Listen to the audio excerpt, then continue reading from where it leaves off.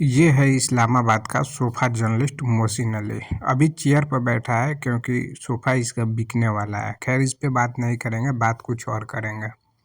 पूरे दिन में 10 से 15 बार ये लाइव आता है। अरे भाई लाइव आओ, लेकिन कुछ बेसिक चीज का ख्याल तो रखा करो। अब ये बैकग्राउंड में पेटीकोट और ब्लाउज दिख रहा है, इसको हटाना नहीं चाहिए था इसको। पूरी जनता को रिदा हुसैन का ये सब आइटम दिखा रहा है। तो पाक यूट्यूबर के तो व्यूज आते ही इसी पे हैं कि माँ बहन की गालियां दो। यहाँ आ गया कल साइबर क्राइम एक्ट आ गया। अब अगर आपके वो जो पसंदीदा है ना, वो आप बोलेंगे तो अंदर हो जाएंगे, मैं गारंटी देता हूँ आप। अभी जो ये ऑडियो क्लिप था, इन्हीं दोनों के बारे में बोल रहा है कि इन दोनों के लिए साइबर रूल आ गया है, बड़ा ही खौफनाक रूल आ गया है, अब बोलेंगे तो अंदर आ जाएंगे। और ये भी बोल रहा है कि इन लोगों को गालियां देने से व्यू आता है, पाक यूट्यूबर को व्यूज आता ही है गालियां देने से। बार बार बार बार मैं एक ही चीज रिपीट करता हूँ, तुम भी तो यही काम किए हो जो ये किए हैं, और ये भी कहीं ना कहीं तुम ही से सीखे होंगे। सबका जन्मदाता तुम हो। जितने भी पाकिस्तान में बैठकर हिंदुस्तान की चाट रहे हैं, पाकिस्तान क्रिकेट को गाली दे रहे हैं, उन सब का जन्मदाता मोहसिन अली है, उन सब का फादर मोहसिन अली है। मोहसिन अली बुट लीकिंग का काम स्टार्ट किया था, और उसी के पीछे पीछे सारे पाकिस्तानी यूट्यूबर आज चल रहे हैं, चाहे छोटे हो चाहे बड़े हो।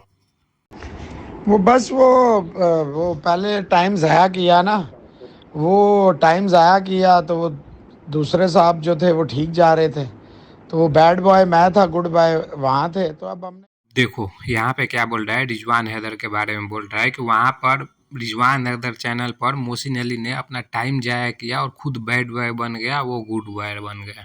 बेटा बैड बॉय उसके कहने पर तुम नहीं बने थे, तुम बचपन से ही बैड बॉय ही हो।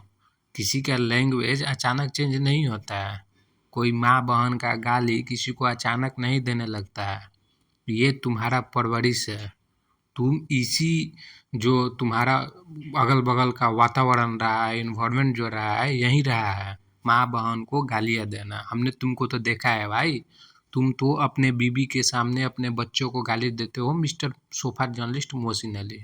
तुम अपने बच्चों के सामने अपने बैठी हुई यूट्यूब जनता को, यूट्यूब ऑडियंस को क्रिटिसिज्म करने पर गाली देते हो।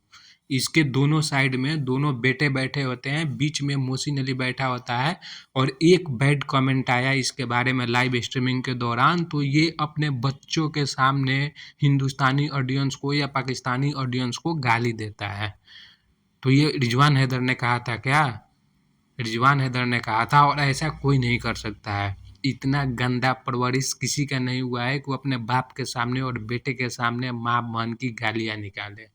तुम अपने बाप के सामने, तुम अपने बेटे के सामने, तुम अपने बीबी के सामने लोगों को माँ बहन की गालियाँ देते हो मिस्टर सोफा जर्नलिस्ट।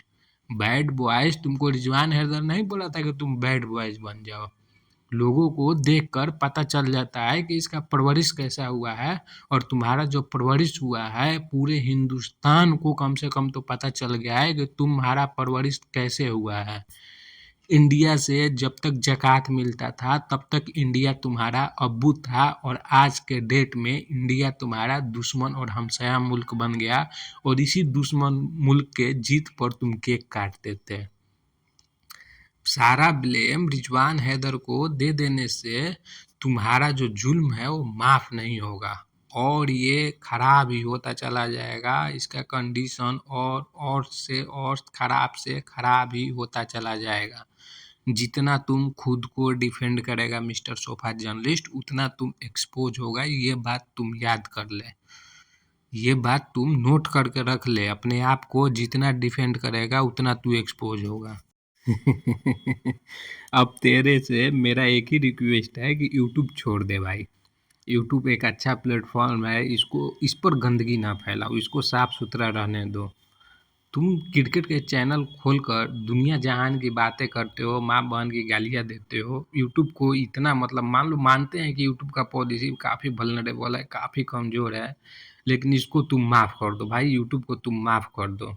नहीं तो एक दिन यूट्यूब खुद तुमसे माफ़ी मांग लेगा और यूट्यूब तुमको बैन कर देगा।